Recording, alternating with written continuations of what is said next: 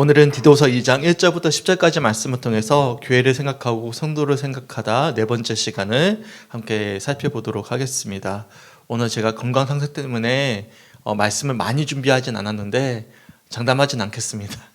페이지는 9페이지 밖에 되진 않지만 오늘 주시는 말씀을 통해서 우리가 2025년에 좀 준비함에 있어서 우리 교회가 가져야 되는 마음가짐이 어떠한지에 대해서 우리가 다시 한 번 더 점검해 볼 수 있는 그런 시간이 되시길 주님의 이름으로 간절히 축원합니다. 아멘. 코로나 팬데믹을 지나오면서 가난한 교인들이 급속도로 늘어났죠. 그리고 신조어도 생겼습니다. 플로팅 크리스천이라고 들어보셨죠? 그러니까 온라인 성도들입니다. 더는 교회에 출석하지 않고 온라인으로만 계속 예배를 드리는 성도들이라는 신조어도 생겼습니다. 그래서 조사를 해봤더니 코로나 이후로 교회로 돌아가지 않는 성도의 수가 아직도 20에서 30% 정도 된다고 해요. 그러니까 감리교회도 통계 조사를 봤더니 많이 줄었어요. 그러니까 한 10년 전만 하더라도 150만 명이 되었거든요. 그러니까 최근 조사가 110만 명입니다. 그러니까 10년 사이에 40만 명의 성도가 줄어버린 거예요. 그러니까 엄청난 수죠. 거의 약 3분의 1 정도가 준 거예요. 감리교회만 하더라도 그런데 아마 다른 교단도 엇비슷하지 않을까 싶습니다. 근데 저는 개인적으로 그렇게 생각해요. 가난한 교인이 왜 생겨났을까? 당연히 성도들에 대한 실망감, 목회자에 대한 어떤 부정적인 감정들, 여러 가지 어떤 부정부패 때문에 아마 교회에 대한 불평한 감정들이 생기면서 빠져나갔을 것이다 라고 우리가 유추해 볼 수 있죠. 하지만 이처럼 가난한 교인, 플로팅 크리스천이 증가한 이유는 단순히 교회만의 문제라고만 생각하진 않습니다. 누군가에게 간섭받기 싫어하고 책임과 헌신은 꺼리고 알팍한 안식과 위로만을 얻기 원하는 지극히 개인적이고 이기적인 현대사의 병폐를 그리스도인들도 그대로 닮아가기 때문이라고 생각해요. 현대인들이 개인주의화 되어졌잖아요. 받기는 원하지만 헌신하기를 원하지 않잖아요. 편안한 걸 추구하잖아요. 그런 것들을 그리스도인들도 자연스레 습득해 버렸기 때문에, 편안해져 버렸기 때문이라고 저는 개인적으로 생각을 합니다. 교회에 왜 출석할까라고 젊은 사람들에게 물어보면 여러 가지 이유가 있겠지만 위로받기 원한다라고 이야기를 합니다. 그러니까 위로받기 원하고 사랑받기 원하는 것이죠. 좋은 메시지를 통해서 지치고 상한 마음이 치유받기 원하고 하나님의 사랑으로 위로받기 원하는 이유가 가장 많더라고요. 당연히 그런 설교를 전하는 설교자를 선호합니다.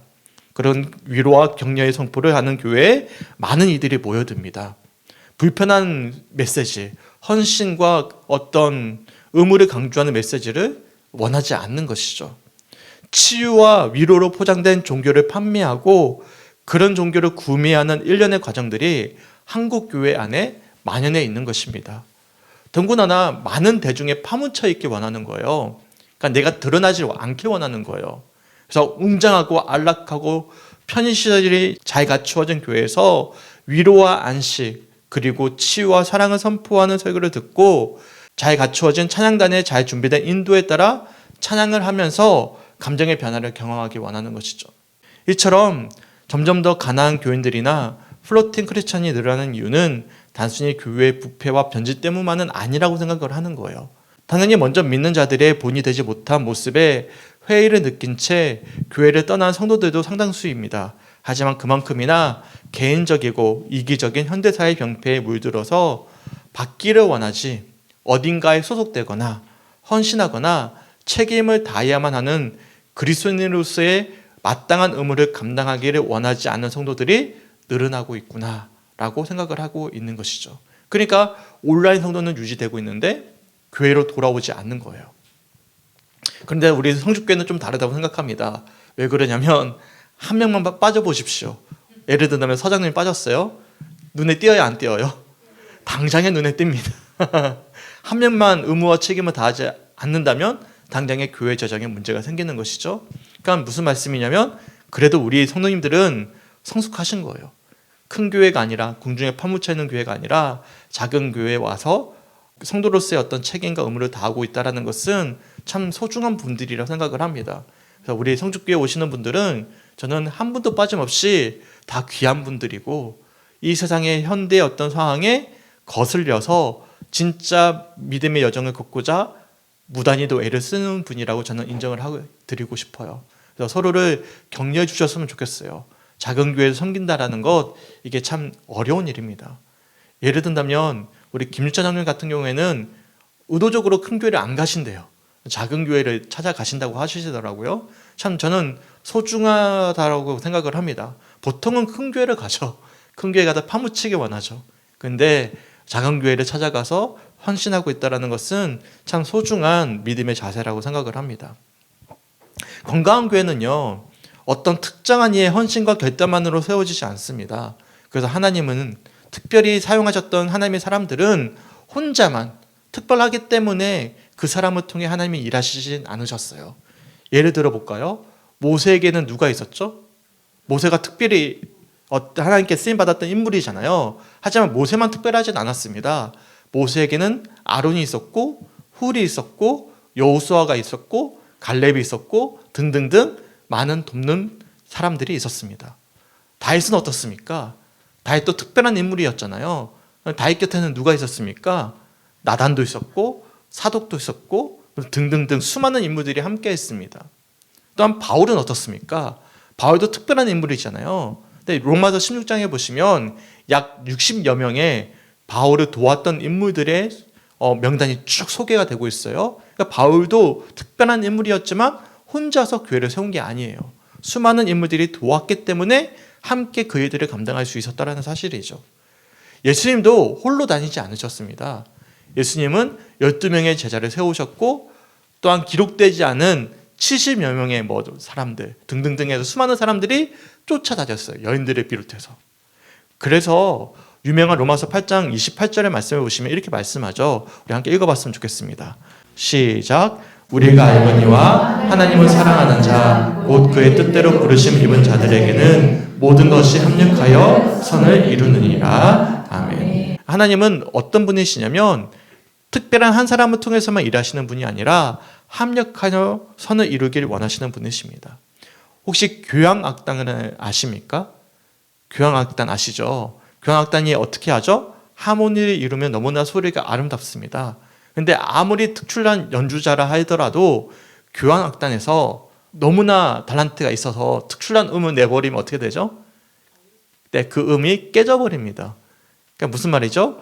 교향악단의 하모니를 이루기 위해선 같은 소리를 내야 되는 것입니다. 같은 마음으로 같은 음을 내야 되는 것이죠. 교회도 마찬가지입니다. 공동체에 함께 소속되어서 합력하여 선한 영향력으로 함께 나눌 때야만 건강한 교회의 성장과 부흥을 이루는 초석이 될 수가 있는 것이죠. 그러니까 하나님은 그래서 홀로 두길 원하지 않으세요. 하나님의 일을 혼자서 감당할 수 없다는 사실이고 혼자서 예배하길 원하지 않으시는 것입니다. 공동체를 통해서 자신의 일을 구체적으로 이루어가시고 공동체를 통해서 합력하여 선을 이루어나갈 때 하나님 나라는 확장되어져 가고 또한 성도들의 삶 속에 풍성한 열매를 맺어갈 수가 있는 것입니다. 바울이 다툼으로 분열이 되어졌던 고린도 교회를 향해서 이렇게 권면을 했습니다. 아마 두날개를 하셨던 분들은 아마 다 외우고 계신 유명한 말씀이 있는데요. 고린도전서 1장 10절 말씀인데 함께 읽어봤으면 좋겠습니다.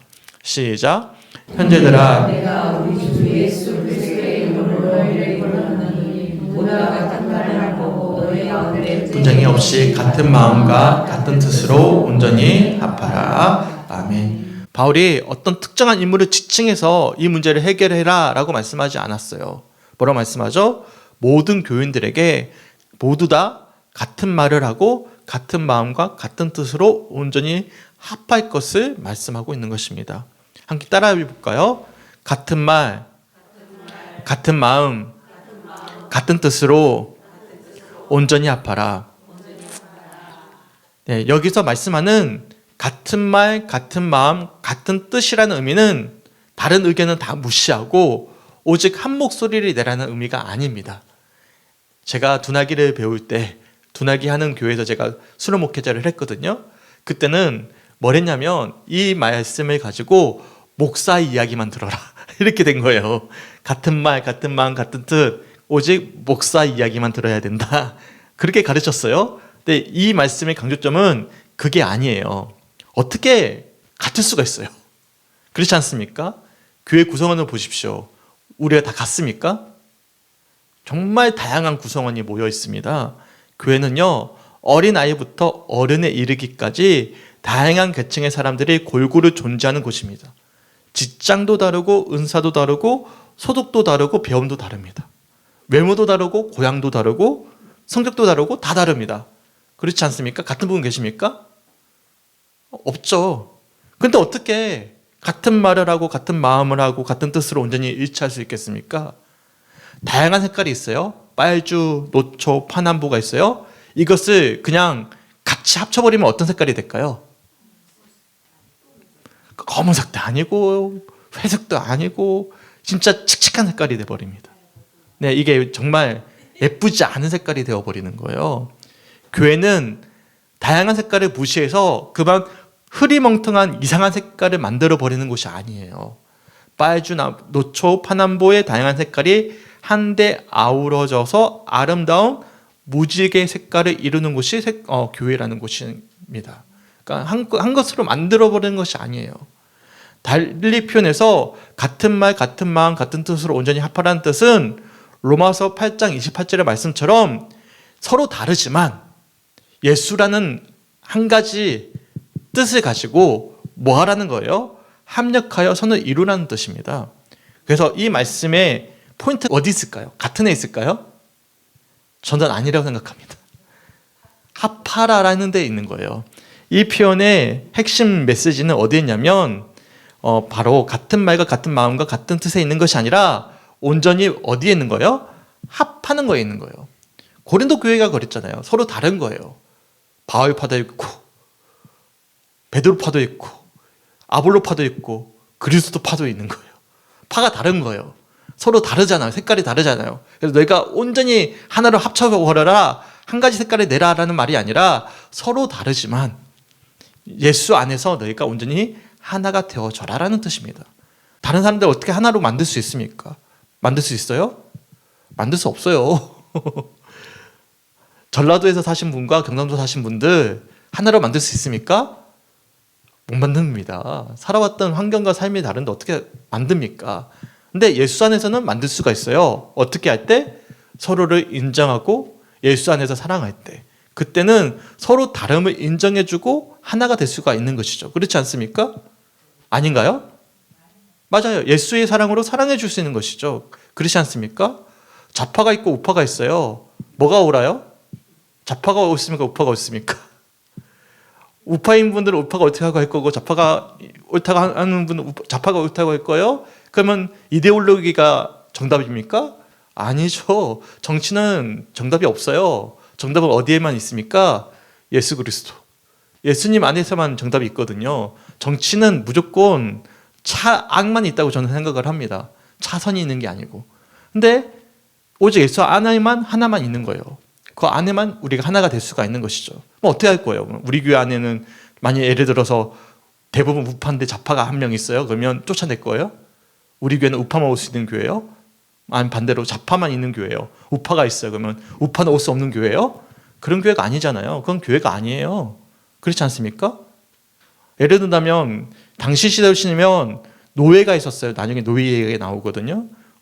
이 교회가 예를 든다면 노예는 출입할 수 없는 교회다라고 해버리면 그건 교회가 아니에요? 교회가 아닌 거예요. 무슨 말씀인지 이해 가시죠? 그러니까 같은 말, 같은 마음, 같은 뜻으로 온전히 합하라는 것은 같은이라는 것에 포인트가 있는 것이 아니라 어디에 있는 거예요? 온전히 합하는 것에 포인트가 있는 거예요. 그것이 바로 교회라는 사실을 기억할 수 있는 성죽교회 성도들이 되시길 주님의 이름으로 간절히 축원합니다. 왜 그것이 가능합니까? 예수님 때문에 가능한 거예요. 예수님 때문에 우리가 각기 다르지만 예수의 사랑 안에서 온전히 하나 되는 공동체를 이루어갈 때면 서로 다르지만 하나의 분모 아래에서 온전히 단단해질 수 있다는 사실을 기억할 수 있는 성죽교회 성도들이 되시길 주님의 이름으로 간절히 축원합니다. 왜요? 예수 안에서 우리는 다 다르지만 거듭난 하나님의 자녀가 되어졌기 때문입니다. 믿으십니까? 아멘? 아멘. 네, 정말 중요한 말씀을 제가 드리고자 합니다. 용기를 내서. 그래서 소망하기는 우리 교회가 정말로 같은 말, 같은 마음, 같은 뜻으로 온전히 합할 수 있는, 누구든지 포용하고 환대하고 사랑할 수 있는, 그 예수 안에서 변화시킬 수 있는 그런 교회가 되시길 주님의 이름으로 간절히 축원합니다. 당연히 죄는 죄라고 이야기해야죠. 틀린 것은 틀렸다고 이야기해야죠.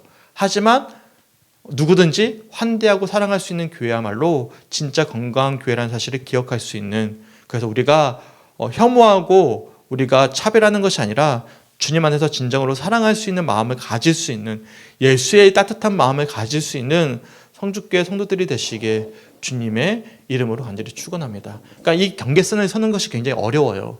그러니까 경계선을 서는 사람은 누구에게든지 미움을 받기 마련입니다. 저 같은 사람은 미움 받기 참 쉬워요. 여기도 아니고 저기도 아니고. 예수의 마음으로 판단하는 것은 그래서 좁은 문을 통과하는 것과 다름이 없습니다. 저 같은 사람은요, 좌파가 봤을 때도 이상한 사람이고 우파가 봤을 때도 이상한 사람이에요. 저는 애매모호한 사람이에요. 예수의 마음으로 판단하는 것은 둘 다 포용해야 되거든요.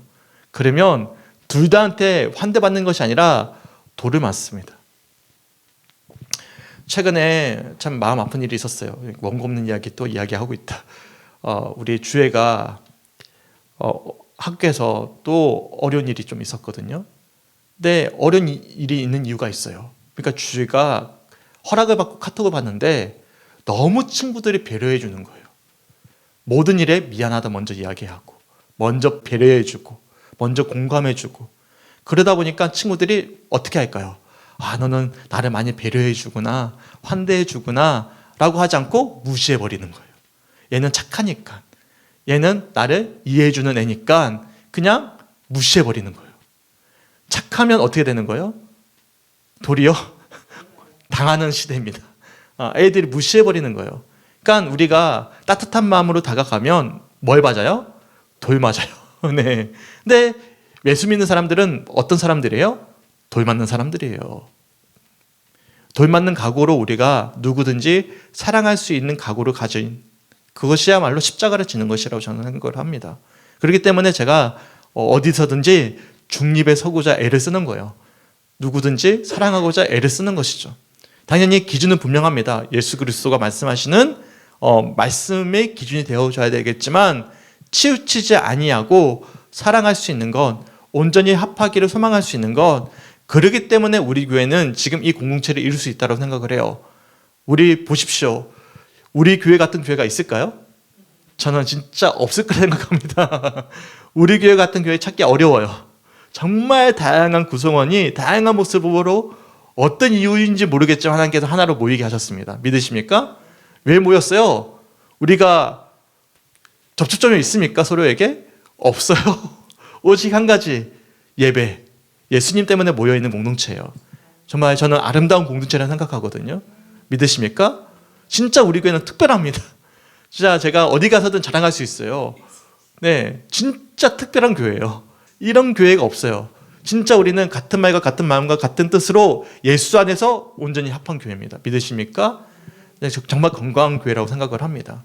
이런 교회가 더욱더 건강해지는 교회가 될 수 있게, 그래서 누구든지 환대할 수 있는 교회가 되길 주님의 이름으로 간절히 축원합니다. 아멘.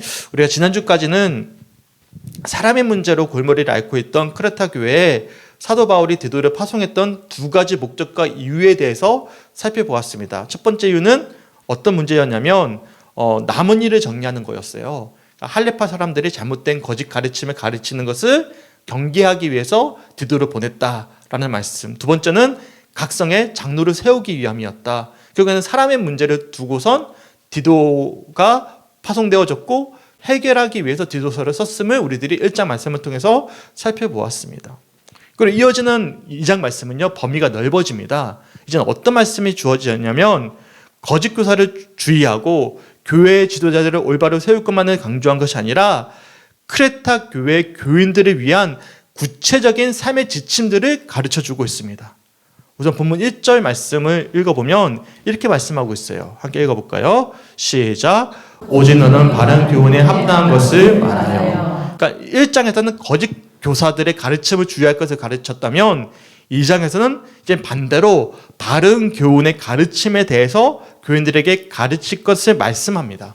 그러면서 2절부터는 그 대상을 구체적으로 분별해서 지정해서 자세하게 지침들을 알려주기 시작합니다. 우선 본문 2절을 보시면요, 그 대상이 분명하게 나타나죠. 늙은 남성들을 대상으로 한 지침들입니다. 본문 3절에서는 늙은 여성들을 대상으로 한 지침들을 알려주었습니다. 4절과 5절에서는 젊은 여성들을 대상으로 한 지침들을 가르쳐 주었고 6절에서는 젊은 남성들을 대상으로 한 지침들을 가르쳐 주었습니다. 또한 7절과 8절에서는 특별히 디도를 비롯한 지도자들을 향한 지침들을 가르쳐 주었고 9절과 10절에서는 신분상 당시 노예였던 성도들을 향한 지침들도 상세히 기술하고 있습니다. 그렇다면 왜 사도 바울은 이처럼 상세하게 나이별로 그리고 세대별로 나누어서 구체적인 지침들을 가르쳐 주었을까요? 이에 대해 박대원 목사님은 자신의 저서에서 이렇게 이야기하고 있습니다. 제가 한 부분을 읽어드릴게요. 그리스도인이라면 그 나이에는 어떻게 살고 그 자리에서는 어떻게 살아야 하는지 가르치게 해야 합니다. 그 나이 때 가질 수 있는 약점을 염두에 두면서 무엇을 조심해야 할지 알게 해야 합니다. 그래야 공동체가 한 몸으로 세워질 수 있기 때문입니다. 그래야 그 공동체가 임마누엘의 성전이 될 수 있기 때문입니다. 그래야 그들이 마지막 날까지 자신을 잘 지켜 영원한 구원과 영생에 참여할 수 있기 때문입니다. 공동체가 건강하지 않고도 성도가 온전할 수 있는 길은 없기 때문입니다. 제가 말씀을 준비하면서 이 책을 좀 봤는데요. 이 부분이 굉장히 강렬하게 다가왔어요. 공동체가 건강하지 않고도 성도가 온전할 길은 없다. 라는 문구가 강렬히 다가왔습니다. 그러니까 건강한 가정에서 건강한 자녀가 성장하는 것이죠. 그렇지 않습니까? 근데 교회도 마찬가지예요. 건강한 교회에서 건강한 그리스도인들이 세워질 수가 있는 것이죠. 교회에 문제가 생기고 아픔이 있다면 그만큼 그 교회에 소속된 성도들의 신앙에도 문제가 생기기 마련입니다. 결국 사도 바울이 오늘 본문을 통해서 말씀하고 싶은 핵심은요. 교회가 건강해지기 위해선 먼저 교회가 건강해져야 되는 것이고 그리고 모든 교회 구성원들이 함께 건강한 공동체를 이루어 가야만 한다는 것을 말씀하고 있음을 우리들이 알 수가 있는 거예요. 그래서 어떻게 말씀하고 있냐면 특정한 인물을 지정하지 않습니다. 특정한 어떤 대상을 지정하지 않습니다. 늙은이를 비롯하여서 젊은이까지, 남성을 비롯하여서 여성까지, 성별과 나이와 계층을 떠나서 교회에 소속되어 있는 모든 구성원들에게 모두 다 본문 1절의 말씀처럼 바른 교훈에 합당한 것을 말하고 삶에서 지켜 행할 수 있어야 된다라고 가르치고 있는 거예요. 이 시간에는 본문에 제시하는 행동 지침들을 하나씩 열거하면서 자세히 살펴보지는 않겠습니다. 하지만 사도 바울이 나눈 분류에 따라서 성경의 기초에 제가 의역해서 풀었거든요. 간단하게 풀어진 말씀을 간단하게 읽어드리고 설명해서 넘어갈게요. 굉장히 길어지거든요, 내용이. 그래서 제가 한번 소개해드리겠습니다. 우선 본문 2절을 보시면 늙은 남성에 대한 상세한 지침이 기록되어져 있는데 제가 여러 자료의 기초에서 의역으로 한번 풀어서 한번 읽어드릴게요. 늙은 남성에게 먼저 말씀하는 거예요. 한번 읽어볼게요. 나이 많은 남자들은 충동적인 감정이나 욕망을 자제하고 돈이나 명예나 권력의 욕망을 억제하십시오. 모든 이들에게 존경받아 위엄과 엄숙함을 유지하고 항상 용이 주도하며 생각을 깊게 하여 신중하게 행동하십시오. 또한 믿음과 사랑과 인내에 합당한 삶의 열매를 맺으십시오. 대충 그런 뜻이에요. 다양한 자료들을 좀 살펴봤어요. 길게 풀어내면 이런 뜻입니다. 여기 지금 남자가 없어요. 남자 김유찬 장님밖에 없습니다. 우리 둘이 한번 읽어볼까요? 늙은 남성. 자, 시작. 나이 많은 남자들은 충동적인 감정이나 욕망을 자제하고 돈이나 명예나 권력의 욕망을 억제하십시오. 모든 이들에게 존경받아 위엄과 엄숙함을 유지하고 항상 용이 주도하며 생각을 깊게 하여 신중하게 행동하십시오.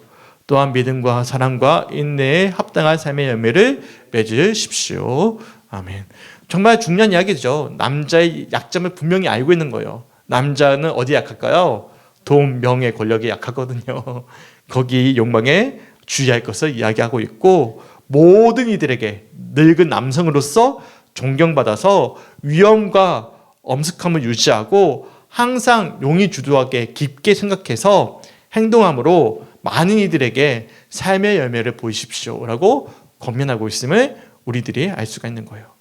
그러니까 첫 번째로는 늙은 남성에게 구체적인 지침을 알려주고 있는 거예요. 두 번째로는 이어서 본문 3절에 늙은 여성들을 대상으로 한 지침이 기록되어져 있습니다. 이것도 제가 풀어서 다양한 자료들을 참고해서 한번 늘려봤어요. 대충 이런 내용입니다. 나이 많은 여자들은 늘 하나님의 임재를 삶 속에서 담아내며 정숙하여 다른 이들의 근거 없는 비난이나 헛소문을 퍼뜨리지 않고 타인의 삶을 함부로 짐작하고 거짓 이야기를 만들어내지 마십시오. 크레타의 여인들처럼 흥청망청 술을 마시거나 자신을 통제하지 못한 채 욕망에 이끌리지 마십시오. 또한 지혜와 연륜이 묻어나와 삶을 통해 선한 것을 가르치는 본이 되는 삶을 살아내십시오. 여성분들 한번 읽어볼까요? 시작. 나이 많은 여자들은 늘 하나님의 인재를 삶 속에서 담아내며 정성하여 다른 이들의 근거 없는 비난이나 헛소문을 퍼뜨리지 않고 타인의 삶을 함부로 짐작하고 거짓 이야기를 만들어내지 마십시오. 크레타의 여인들처럼 흥청망청 술을 마시거나 자신을 통제하지 못한 채 욕망에 이끌리지 마십시오. 또한 지혜와 연륜이 묻어나와 삶의 선한 것을 가르치는 본이 되는 삶을 살아내십시오. 네, 여성의 약점을 분명하게 알려주고 있죠. 또한 이어지는 말씀을 보시면 젊은 여성들을 대상으로 한 이야기도 이어지고 있어요. 제가 한번 읽어드릴게요. 젊은 여자들은 현숙한 늙은 여인들의 삶을 본받아 남편과 자식을 진정으로 사랑하며 가정을 위해 희생하고 섬기십시오. 특별히 스스로 절제하되 크레타 여인들과 같이 성적으로 부정하지 않고 고결하고 순결하여지기를 바랍니다. 가정에 충실하되 특별히 남편을 존중하고 높여주십시오. 그로 인해 다른 이들로부터 나쁜 평판을 듣고 욕을 듣고 망신을 당하기보다 하나님의 영광을 드러내십시오. 내가 좀 젊다라고 생각하시는 분들 한번 읽어볼까요? 자, 내가 젊다. 젊다. 한번 읽어볼까요? 다 같이 젊다라고 생각하고, 네. 김두건 권사님 손 드셨어요. 네. 한번 읽어볼까요? 시작. 젊은 여자들은 흥석한 늙은 여인들의 삶을 위하여 남편과 자식을 진정으로 사랑하며 가정을 위해 희생하고 섬기십시오. 특별히 스스로 절제하되 크레타 여인들과 같이 성적 부조하지 않고 친절하게 순결하여지기를 바라며 가정에 충실하되 특별히 남편을 존중하고 높여주십시오. 그로 인해 다른 이들로부터 나쁜 평판을 겪고 욕을 듣고 망신을 당하기보다 하나님의 영광을 드러내십시오. 아멘. 방송 시스템 왜 안 읽으세요? 우리 교회도 젊으세요. 우리 교회도 청년이에요. 재밌습니다. 어디에 집중하라는 거죠? 가정에 충실하고 성적으로 방종하지 말고 하나님의 영광을 드러내십시오 라고 이야기하고 있으면 우리들이 알 수가 있습니다. 보면 6절에서는 젊은 남성들을 대상으로 한 지침을 알려주고 있습니다. 제가 한번 읽어볼게요. 젊은 남자들은 신중하여지기를 바랍니다. 젊은 혈기와 야심과 탐욕을 다스리고 음란한 크레타 문화를 주의하여 그리스도인으로서 합당한 본을 보이십시오. 마지막으로 또 지도자들에게 또한 대상을 좀 넓히죠. 지도자들에게도 지침을 알려주고 있는데 우리 장로님과 함께 한번 읽어봤으면 좋겠어요. 시작. 그대는 몸소 실천하여 이 모든 것을 보여주고 가르치는 일을 순수하게 빠른 믿음직하고 건전하게 하십시오. 그러면 우리에게 전면으로 대적하던 자들도 수상한 점이나 잘못된 점을 찾지 못하고 결국 마음을 고쳐먹게 될 것입니다. 이뿐만이 아니에요. 굉장히 넓어요. 지도자들이잖아요. 반대는 뭘까요? 노예입니다. 그러니까 교회는 뭐까지도 있었던 거예요? 노예 신분이었던 사람들까지도 포함되어져 있었으면 우리들이 알 수가 있는 거예요. 노예에 대한 지침들도 말씀해 주고 있어요. 9절과 10절 말씀을 제가 메시지 성경을 기초로 의역해서 한번 읽어볼게요. 사회의 신분상 종들인 당신들은 성실한 일꾼이 되어서 주인에게 기쁨이 되십시오. 말대꾸나 자그마한 도둑질도 하지 마십시오. 그러면 성품이 선하게 변화되어 행실로 바퀴 드러나고 우리 구주 하나님의 가르침을 더욱 빛나게 할 것입니다. 그러니까 사도 바울은 이처럼 디도를 향해서 어떻게 말씀하고 있냐면 크레타 교회의 모든 구성원을 향한 자세한 지침들을 구별해서 상세하게 가르쳐주고 있는 거예요. 사도 바울이 생존했던 당시 그리스 로마 시대에서는요, 지금은 우리가 연령층을 다양하게 나누고 있잖아요. 10대, 20대, 30대, 40대 막 이렇게 나누죠. 근데 당신은 그렇지가 않았어요. 어떻게 나눴냐면 늙은이와 젊은이로 나눴고요. 남성과 여성으로 단순하게 나누었습니다. 그래서 우리가 보았을 때 늙은 남자, 여자, 젊은 여자, 남자로 구분한 것이 뭐 그렇게 나눴구나라고 생각할 수 있어요. 근데 당시 사람으로 봤을 때는 한 명도 여기서 예의가 없는 거예요. 모두 다 포함된 겁니다. 그러니까 사도 바울이 크레타 교인들에게 전한 지침은 한 명도 빠짐없이 전한 지침이라는 뜻을 담고 있는 거예요. 심지어는 지도자부터 어디까지요? 노예 신분까지 한 명도 빠짐없이 모든 이들에게 구체적인 지침을 알려주고 있다는 사실입니다. 무슨 뜻이겠습니까? 크레타 교회가 회복되기 위해선, 그래서 건강한 부흥을 이루는 진정한 하나님의 교회로 바로 서기 위해선 크레타 교회에 소속되어 있는 모든 성도, 빠짐없이 누구든지 모두 다 말씀 앞에 바로 서야만 하고 삶 속에서 믿음의 선한 열매를 맺어야만 하는 것임을 말씀하고 있는 것이죠. 달리편에서 어떤 말씀이냐면 공동체가 건강하지 않고도 성도가 온전할 수 있는 길은 없는 것이죠. 달리편하면 건강한 성도로 인해 공동체가 온전해질 수가 있는 것입니다. 개인적으로 맞이야 2025년은 우리 교회에 굉장히 중요한 한 해라고 생각을 합니다. 우리 교회가 올해가 32년이 되었고 내년 2025년 2월이 되면 제가 온 지 딱 10년째 되는 해입니다. 한 10년째 되는 해인데 제 개인적으로는 모르겠어요. 제게 있어서 굉장히 중요한 한 해라고 생각이 되어집니다. 그래서 주님의 은혜로 인해서 새로운 변화의 기점 아래에 서 있다고 생각을 합니다. 단순히 지금 3년만 보더라도요. 2024년 한 해 동안에는 흩어져 있던 성도들이 모여지는 한 해였다면 올 한 해는 우리가 함께 예비하는 한 해였고 2025년에는 우리가 함께 무슨 일을 해야만 하는 한 해라는 감동을 계속 주고 계시거든요. 근데 이러한 변화는 단순히 목회자 혼자만의 결단이 아닌 온 성도들의 변화로부터 시작된다라고 생각이 되어집니다. 바라기는 2025년 한 해 동안 온 성도들이 같은 말, 같은 마음, 같은 뜻으로 온전히 합하여져서 합력하여 선을 이루어 성주교회가 온전히 세워지고 온전히 교회가 세워짐으로 말미암아 온 성도들이 그리스도 안에서 참된 은혜를 마음껏 누리는 한 해가 되길 주님의 이름으로 간절히 축원합니다. 아멘. 그래서 오늘은 특별히 중보기도의 은혜와 사랑을 나누길 원합니다. 우리를 위해서 기도할 것이 아니라 2025년 성주교회라는 같은 구원의 방주에 탑승할 우리 모두를 위해서 기도했으면 좋겠습니다.